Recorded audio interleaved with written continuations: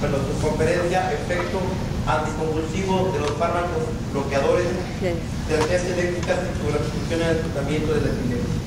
Bueno, solo me queda más que agradecerle a la doctora y darle el uso de la palabra. Muchas gracias.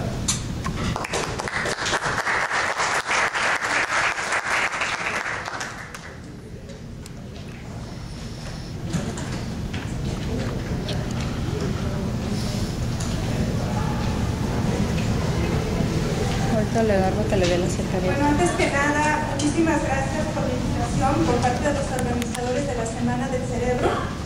Y bueno, pasamos directamente a la plática relacionada con el efecto anticombustivo de algunos de los fármacos que bloquean a las sinapsis eléctricas y cuáles van a ser sus repercusiones en el tratamiento de la epilepsia. Bueno, hasta hace poco tiempo se sabía que el sistema nervioso central se comunicaba prácticamente a través de sinapsis químicas. Es decir, las neuronas tenían la posibilidad de interactuar unas con otras y generar una actividad eléctrica específica para realizar una función en particular en el cerebro a través de estas sinapsis químicas.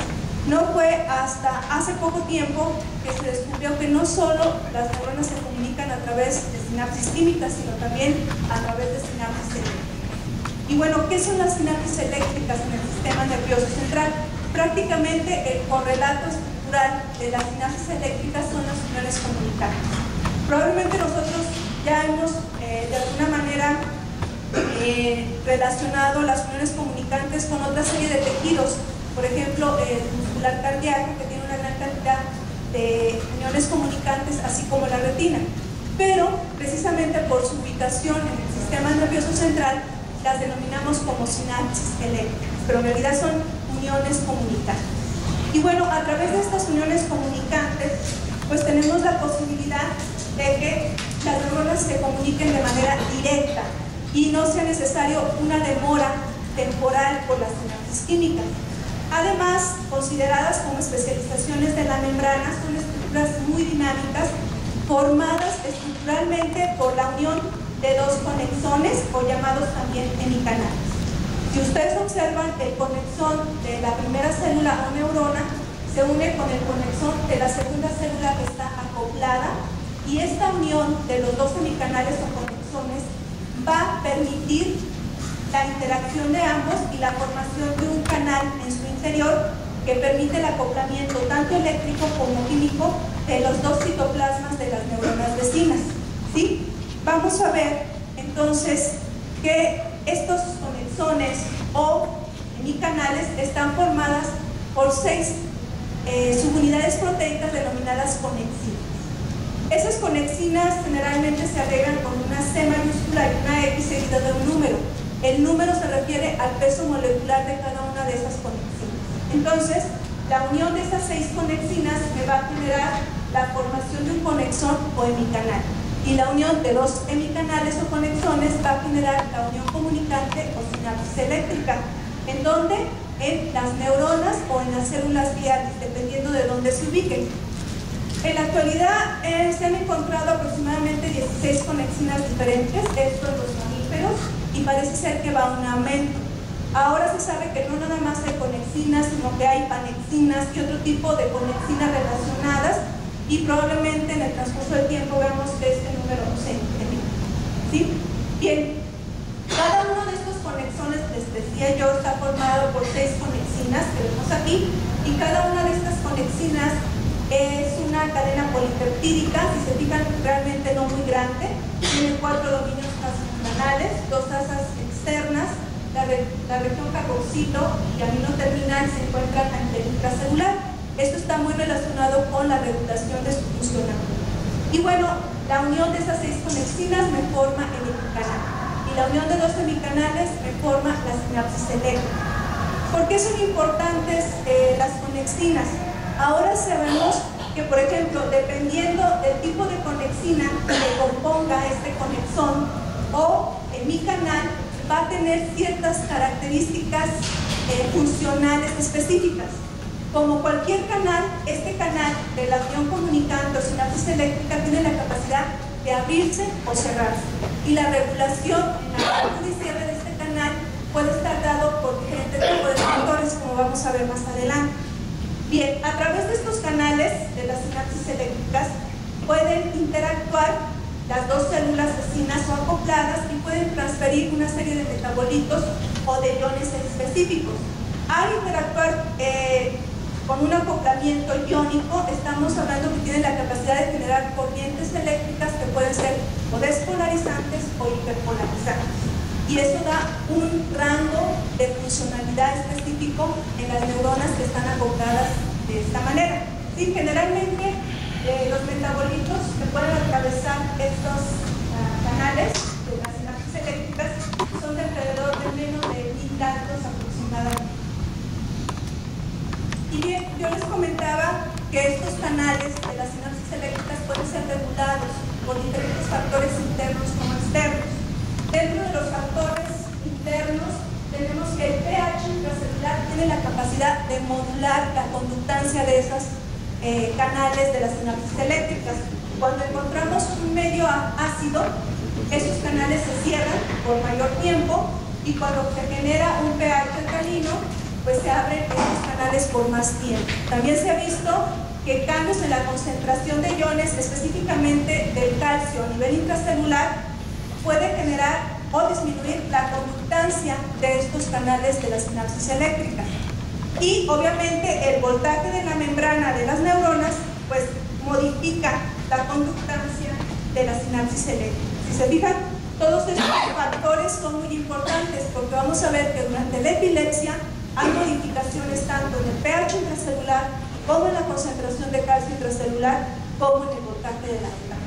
Y estos tres factores internos están regulando entonces la conductancia de estas sinapsis eléctricas. Bien, otras sustancias endógenas que pueden estar regulando ese canal son algunos neurotransmisores como las dopaminas o aminoácidos inhibidores como el GABA o excitadores como el glutamato. También se ha visto una regulación de manera indirecta a través de su activación de receptores que a su vez generan una cascada de enzimáticos. Y también tenemos sustancias exógenas que están regulando esos canales en las sinapsis eléctricas, como en el caso de la carbamazolona y la quinina, que son bloqueadores, tanto inespecíficos como específicos de las iones comunicantes o sinapsis eléctricas, y la trimetilamina, que es un agente que genera un medio alcalino en las neuronas, también modifica la conductancia de las sinapsis eléctricas. Bien. En el sistema nervioso central, ¿sí?, empezaron a encontrarse evidencias experimentales que demostraban la presencia de estas sinapsis eléctricas en diferentes regiones del cerebro. En particular, sí, dentro de los primeros trabajos que se abordó y que concluyeron la existencia de estos por medio de ultraestructura, tenemos el caso de las neuronas de los núcleos de la aurícula inferior, de los núcleos del retículo talámico, obviamente de neuronas relacionadas con la neocorteza y así sucesivamente en otras áreas del cerebro. En particular, nosotros estamos interesados en la región del hipocampo. El hipocampo es una región que por sus características eléctricas intrínsecas de sus neuronas tiene la particularidad de generar oscilaciones de alta frecuencia que a la vez generan crisis convulsivas, a fin de cuentas. Y es en esta región, sí, y en particular en las células piramidales del CA1 y CA3, y en las células glandulares del filo dentado y las interneuronas del hipocampo, que se observan o hay evidencia experimental de la participación de estas sinapsis eléctricas.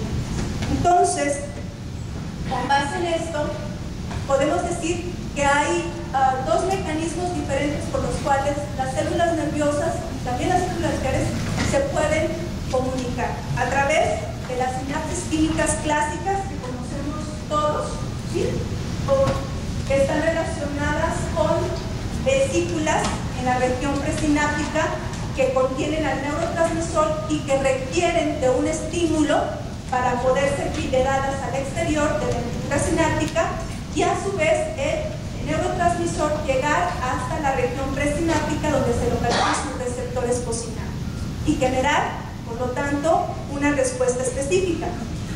Este tipo de componentes ultraestructurales que participan en las sinapsis químicas generan una especie de demora sináptica, créanme o no, que está oscilando entre 1 y 5 milisegundos. Ustedes pueden decir, aún así es una sinapsis muy rápida, pero si comparamos la sinapsis eléctrica, que se da a través de estos canales de las uniones comunicantes, ¿sí?, la corriente iónica que se puede generar entre ellas, ya sea excitadora o inhibidora, prácticamente la demora sináptica es ausente, es sumamente rápida.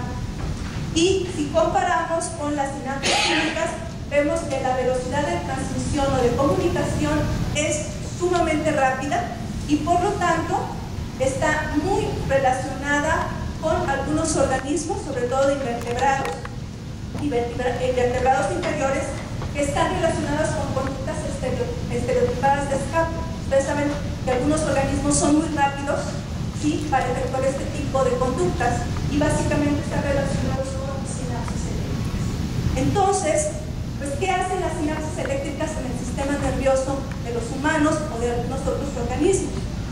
Bien, eso lo vamos a ver más adelante.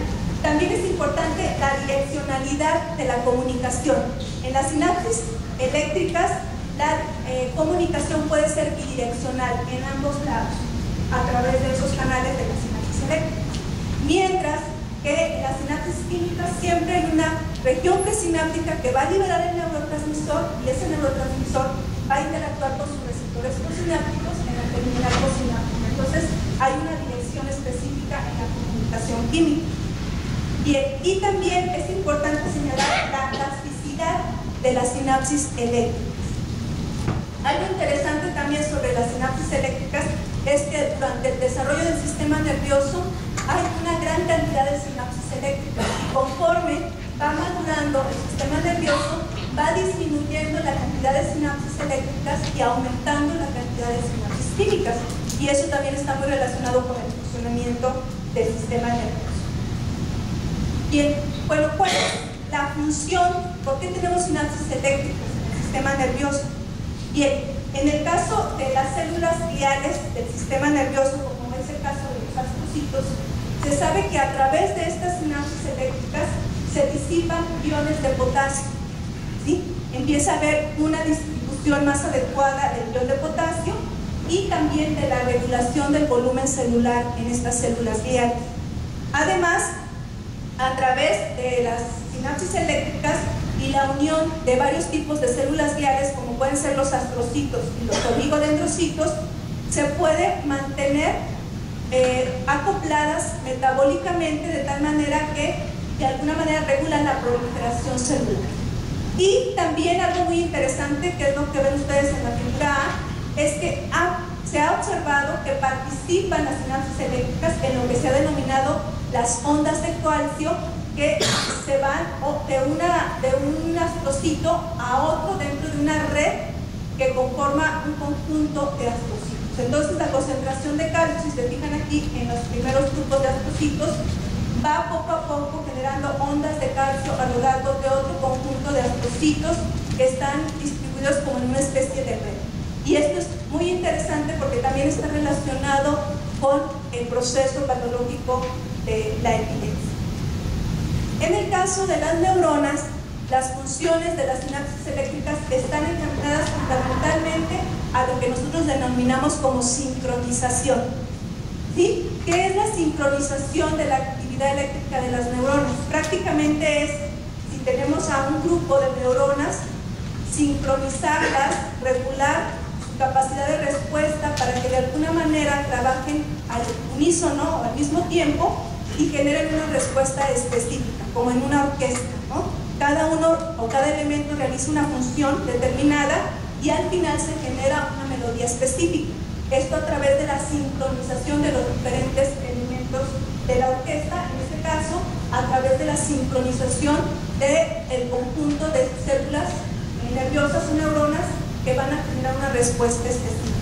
Entonces, esta sincronización se genera a través de las sinapsis eléctricas, es decir, a través de los canales en los cuales fluyen esos iones. Y bien, esa propagación de la actividad eléctrica puede ser excitadora, puede ser un proceso de despolarización, como de inhibición, es decir, hiperpolarizante. Y esto se da a través de todas las neuronas que van a formar una red específica en diferentes regiones del sistema nervioso. Bien, ya una vez conociendo un poco más sobre lo que son las sinapsis eléctricas, bueno, ¿qué papel desempeñan en procesos patológicos como en el caso de la epilepsia? Se ha visto que las sinapsis eléctricas no solo participan en procesos fisiológicos normales, sino en patológicos, como les decía yo, la epilepsia, pero también en otro tipo de procesos patológicos que incluyen otro tipo de tejidos, como en el caso del tejido cardíaco o en el caso, por ejemplo, de la retina. Entonces, en particular, nosotros estamos interesados en ver el efecto que tienen algunos fármacos que bloquean o abren esos canales de las sinapsis eléctricas sobre precisamente la epilepsia.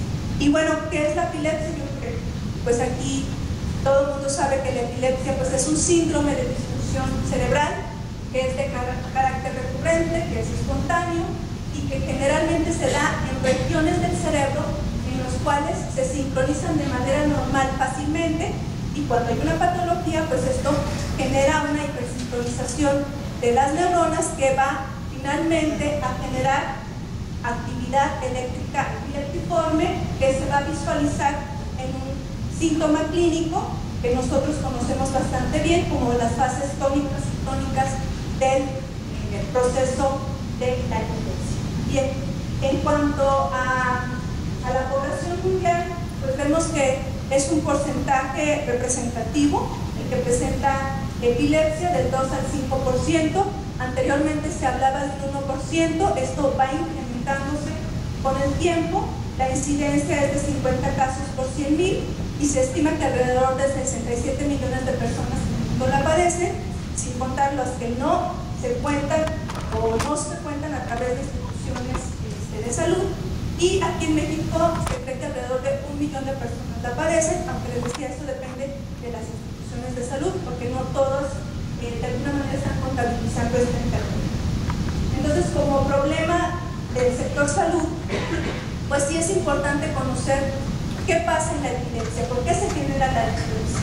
Y una manera de conocer un poco más sobre los mecanismos de generación, propagación y mantenimiento de la actividad epileptiforme que genera, a fin de cuentas, la epilepsia, es a través del estudio de modelos experimentales. Estos modelos experimentales lo que hacen es tratar de emular o simular algunas de las características de la epilepsia, ¿sí? En particular, nosotros trabajamos con el modelo de 4-aminopilidina. La 4-aminopilidina es un fármaco que entra a la célula nerviosa, a la neurona, se protoniza y eso hace que interactúe con una región específica del canal de potasio. Al unirse al canal de potasio, de alguna manera favorece que el proceso de despolarización de la neurona se incremente por más tiempo, es decir, el proceso de repolarización de la membrana se hace más lento y por lo tanto la despolarización pues permanece por más tiempo en la neurona, y esto favorece la liberación de neurotransmisores, en particular el del glutamato, que es un aminoácido excitador. El glutamato interactúa con sus receptores ionotrópicos, fundamentalmente en la membrana postsináptica, y genera un proceso de hiperexcitabilidad, que es lo que nosotros podemos observar al presentarse descargas epileptiformes de amplitud y frecuencia alta en los registros electroencefalográficos. Y les decía yo, es un modelo que semeja mucho a la epilepsia generalizada del lóbulo temporal. Ustedes saben que la epilepsia del lóbulo temporal es una de las epilepsias más difíciles de tratar porque es resistente a fármacos. Es decir, un paciente que después de un 10, 12 o hasta 20 años está con un tratamiento farmacológico, resulta que a fin de cuentas es resistente a él y ya no podemos hacer nada más que directamente irnos a un análisis más exhaustivo de su actividad eléctrica y posteriormente la cirugía, ¿sí? Entonces, en este modelo nosotros tratamos de dilucidar cuál es la participación de esas sinapsis eléctricas en la epilepsia. Hay, de hecho, algunos trabajos en los cuales se ha visto la participación de esas sinapsis eléctricas en la actividad epileptiforme, pero estos trabajos son hechos in vitro, es decir, o en cultivos o en rebanadas de regiones del cerebro, ¿sí? Entonces, de alguna manera, farmacológicamente han visto que se utilizan bloqueadores de estas uniones comunicantes o sinapsis eléctricas, o si hay una deficiencia de alguna de las conexinas que conforman los canales o conexones que habíamos comentado, se presentan ciertos efectos antiepilépticos en modelos in vitro. Modelos in vivo prácticamente se iniciaron a partir de los años 90 y en estos modelos solamente lo hicieron con animales anestesiados, es decir, animales que por sí mismos no podemos observar el síntoma clínico, ¿sí?, de las convulsiones, y que solamente se ve la actividad electroencefalograma. Bien, entonces, en nuestro caso quisimos trabajar en este modelo, que lo hacemos en roedores, en ratas de la cepa Wistar. Son ratas jóvenes maduras, de 250 a 300 gramos de peso, y quisimos ver in vivo y con los animales despiertos cuál era el efecto de estos fármacos bloqueadores o abridores de las sinapsis eléctricas en este modelo particular. Bien, estos animales, una vez evaluados y trabajados en condiciones de bioterio adecuadas, fueron colocados en un marco estereotáxico y en ese marco estereotáxico se les implantó electrodos de registro superficial, una cánula guía en una región que se llama corteza entorrinal y que sabemos que tiene una aferencia hacia la región de CA1 a través del loop trisináptico del hipocampo, y luego, después de 24 horas, las ratitas fueron llevadas a lo que se llama el sistema de monitoreo de registro eléctrico, es decir, un electroencefalógrafo con diferentes amplificadores. Esos amplificadores toman la señal eléctrica de la ratita y la dirigen hacia un sistema de cómputo que tiene un software para analizar esta actividad eléctrica. Y bueno, lo que hicimos se muestra en el esquema C, donde registramos a las ratitas por 30 minutos, es una condición basal, normal. Posteriormente aplicamos la 4-aminopipidina a una dosis de 10 nanomoles, es decir, inyectamos 1 microlitro a nivel de la corteza entorrinal, ¿sí?, a través de un flujo por una bomba peristáltica de 0.5 microlitros por 0.2 microlitros por minuto. Durante 5 minutos nos genera 1 microlitro con esta dosis de 4-AP. Esperamos 30 minutos para que se estableciera un patrón de actividad epileptiforme que nosotros ya habíamos caracterizado, y después administramos los diferentes fármacos, ¿sí? En este caso, la carbenoxolona, que es un bloqueador de las sinapsis eléctricas inespecífico, ¿sí? Utilizamos una dosis de 50 nanomoles, también en 1 microlitro, y posteriormente vimos la actividad eléctrica por alrededor de 120 minutos después de la administración de esta droga, de este fármaco. Básicamente, como las ratas están in vivo y despiertas, también nos dio la capacidad de evaluar la conducta de los animales. Y bien, estos son precisamente algunos de los resultados que hemos encontrado y que ya han sido publicados. Sí, donde ustedes pueden ver aquí los efectos que tienen la 4-aminopipidina sobre la actividad eléctrica de las ratitas, la amplitud y la frecuencia de las descargas epileptiformes que se generan se incrementa notablemente. Vean en la región de la corteza entorrinal, estamos hablando de alrededor de 949 microvolts, y en la región CA1, donde se propaga esa actividad, de 741 microvolts. Vean la frecuencia, oscila entre los 14 y los 16, dependiendo de la región que se localice, o sea, hertz, es decir, pulsos por segundo. El número de trenes de descarga que se presentan es alto en ambos casos, 25 y 22. La duración de esos trenes de descarga epileptiforme también es bastante largo, de 41 o 42 segundos. y el tiempo de aparición entre estos trenes de descarga pues también es alto, 197 y 220 segundos. Y bueno, si queremos ver la actividad eléctrica, aquí está una composición donde ustedes pueden apreciar 4 diferentes composiciones de trazos. En el caso de la figura A, están viendo la región de CA1 de hipocampo y la corteza entorrinal, que fue donde se inyectó la 4-aminopiridina.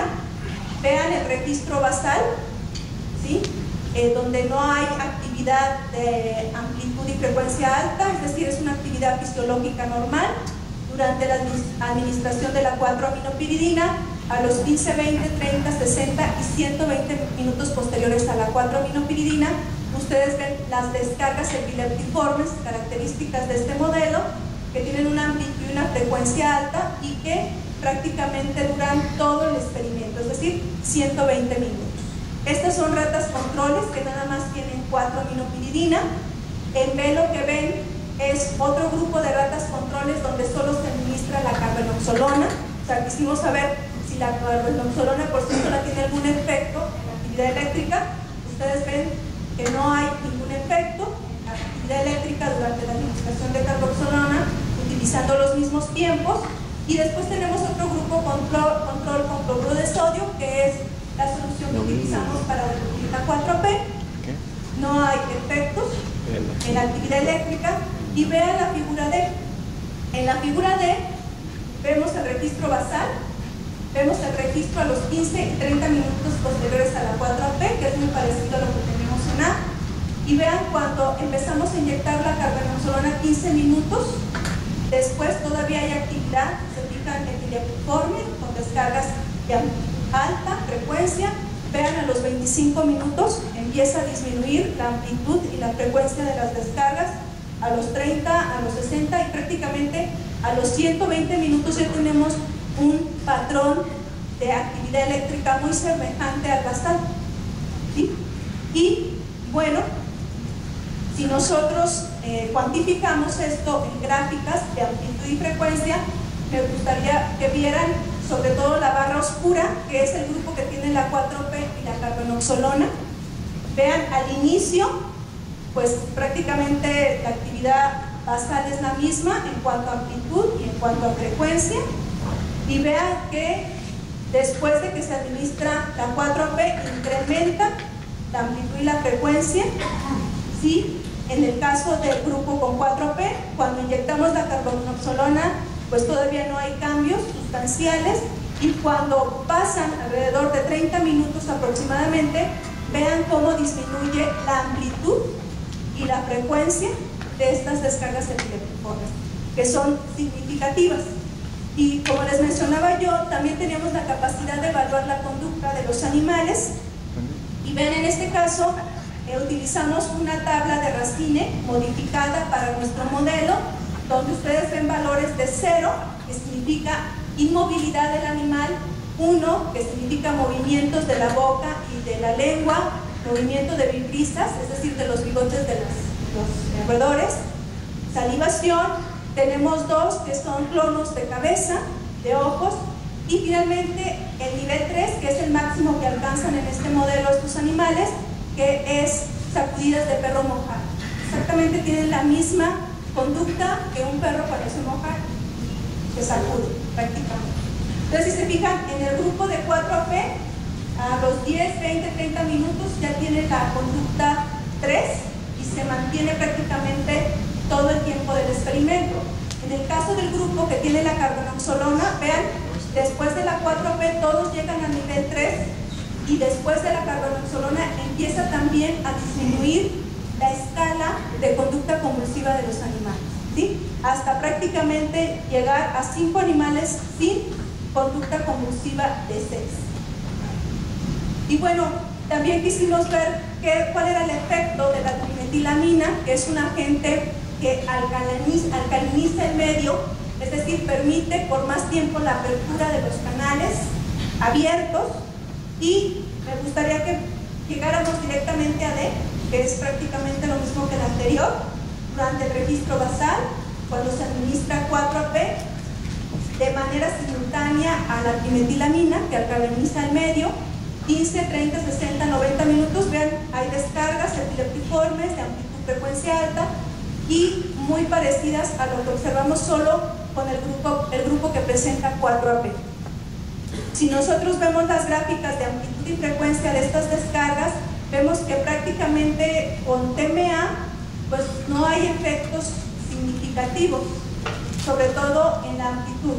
Es decir, nosotros estábamos esperando que con TMA, que cambie el pH a alcalino, se abriera por más tiempo los canales de las sinapsis eléctricas y favoreciera más la actividad epileptiforme y la actividad convulsiva de los animales. Sin embargo, prácticamente no encontramos diferencias significativas con el grupo que nada más tenía 4-aminopiridina. Pero lo que sí encontramos es que el patrón de las descargas epileptiformes cambió. De tener, si se fijan aquí, un patrón de trenes de poliespigas, aquí se ve una amplificación, son poliespigas y luego como un espacio donde no hay actividad muy fuerte y luego vuelve otra vez otro tren de poliespigas. En lugar de este patrón característico de la 4AP con la trimetilamina, nos modificó el patrón. Entonces, si se fijan, ya tenemos solamente espigas, ¿sí?, en ambos casos, y en algún grupo solamente lo pudimos observar en la corteza entorrinal y no en CA1. Es decir, la trimetilamina no tuvo un efecto sinergístico con la 4AP, pero sí un convulsivo importante, y también tienen un efecto para bloquear la actividad epileptiforme, ¿sí? En algunos casos es muy rápido. Si se fijan aquí en este caso, estamos hablando que a los 22 minutos aproximadamente prácticamente estamos bloqueando la actividad epileptiforme, pero no solo de la zona de inyección de la 4AP, sino de la zona donde se propaga, ¿sí? Y bueno, este efecto no nada más es en la actividad epileptiforme, sino también en la conducta convulsiva de los animales. Y pues todos estos datos nos permiten de alguna manera sugerir la participación de esas sinapsis eléctricas en el establecimiento de la actividad epileptiforme, en este caso inducida por la 4-aminopiridina, en el circuito corteza entorrinal hipocampo, que fue el que evaluamos, y también su participación no solo en la actividad eléctrica, sino también en la conducta de estos animales bajo este proceso patológico de epilepsia. Y bien, ¿cuáles son los estudios a futuro que tenemos programados después de estos trabajos?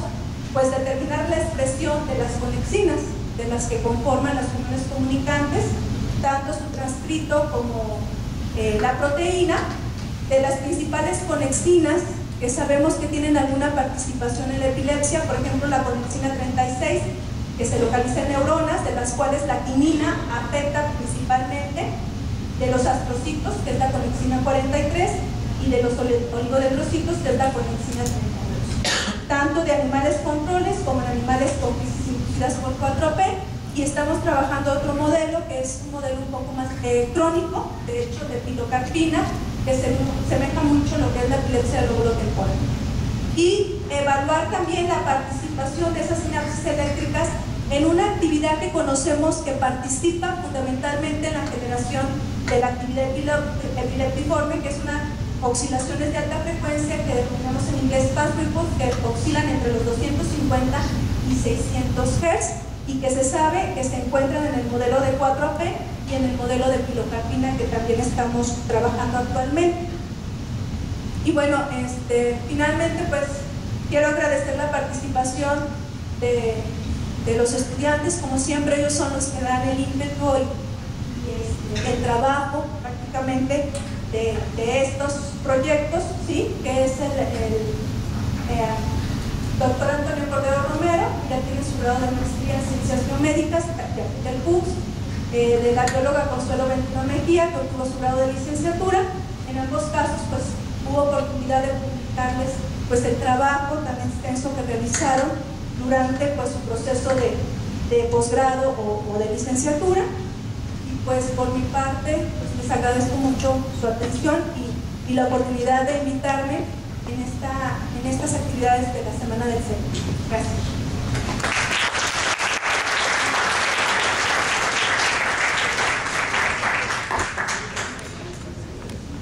sé si tengan una pregunta para la doctora Medina o comentarios. ¿No?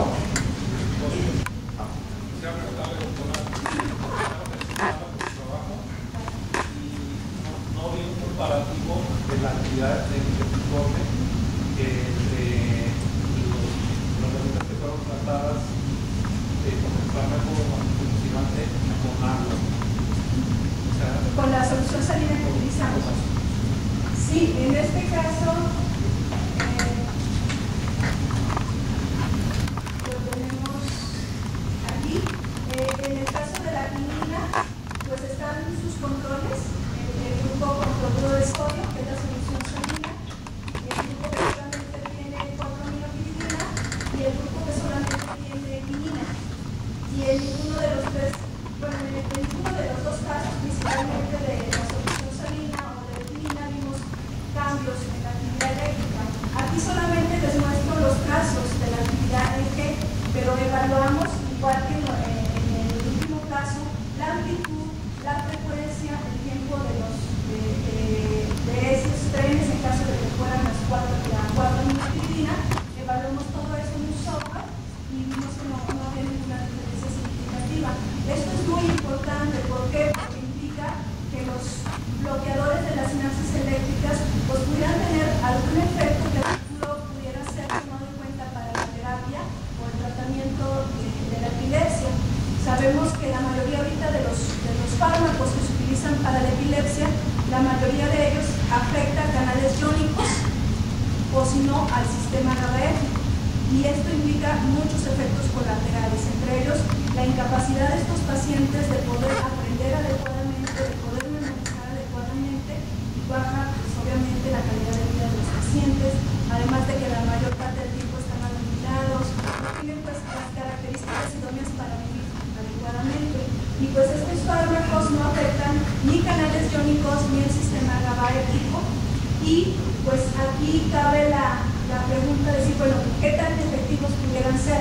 Eso implica tener fármacos o crear fármacos todavía más específicos como la quinina, que porque hay conexines específicas que sabemos que pudieran estar más relacionadas con la epilepsia en alguna región en particular, además de que estos fármacos pudieran penetrar la barrera hematoencefálica para poder llegar al sitio donde queremos y obviamente conocer más sobre las conexinas, la ubicación a nivel regional, a nivel celular, y tener una terapia pues más específica y más encaminada al tipo de epilepsia del paciente, y eso es bien, bien importante. ¿Otra pregunta?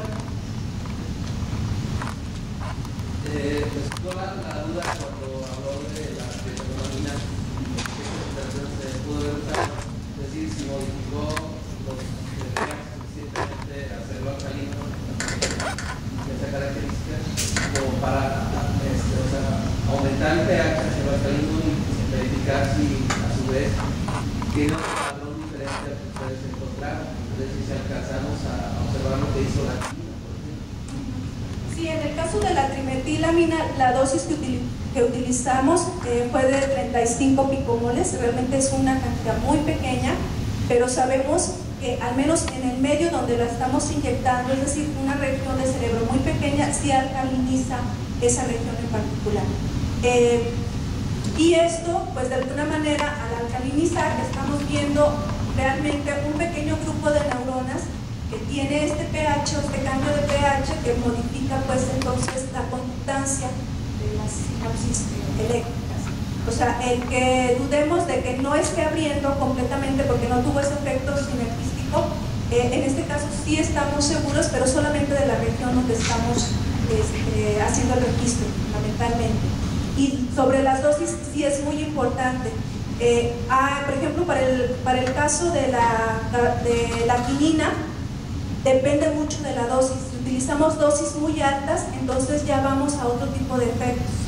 Entonces la quinina debe estar en una dosis determinada, aproximadamente de 32 micromolar, la concentración, no la dosis, para poder específicamente bloquear la coenzima 36. Si aumentamos la dosis, por ejemplo, a 72 o 79 micromolar, la concentración, perdón, entonces no nada más afectamos la coenzima 36, sino también la coenzima 50. Entonces la dosis sí es bien importante porque puede tener otro tipo de efectos del fármaco.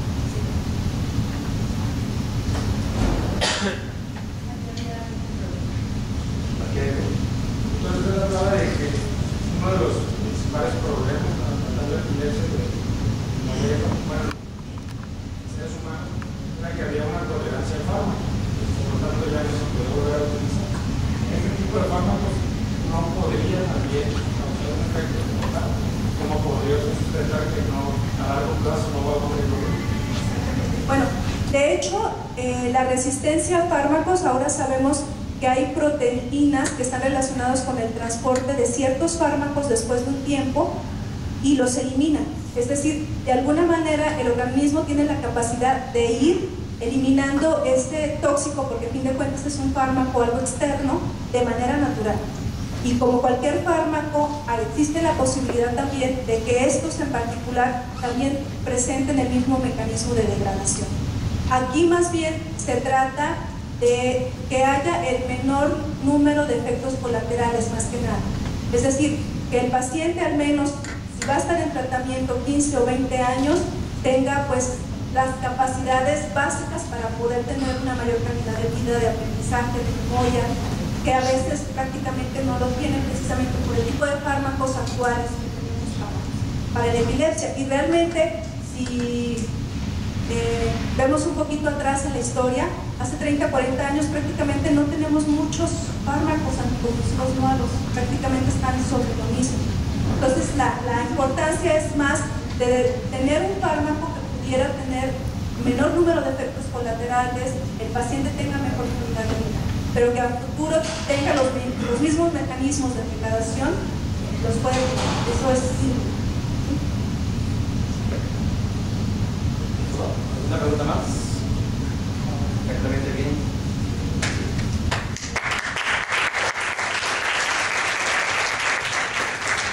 Pues muchas gracias, me queda nada más que agradecerle a nombre de del Centro Universitario de Ciencias de la Salud y del doctorado en farmacología. Le queremos hacer este pequeño obsequio y a nombre de la señora a ustedes jóvenes, pues agradecemos su asistencia, muchas gracias y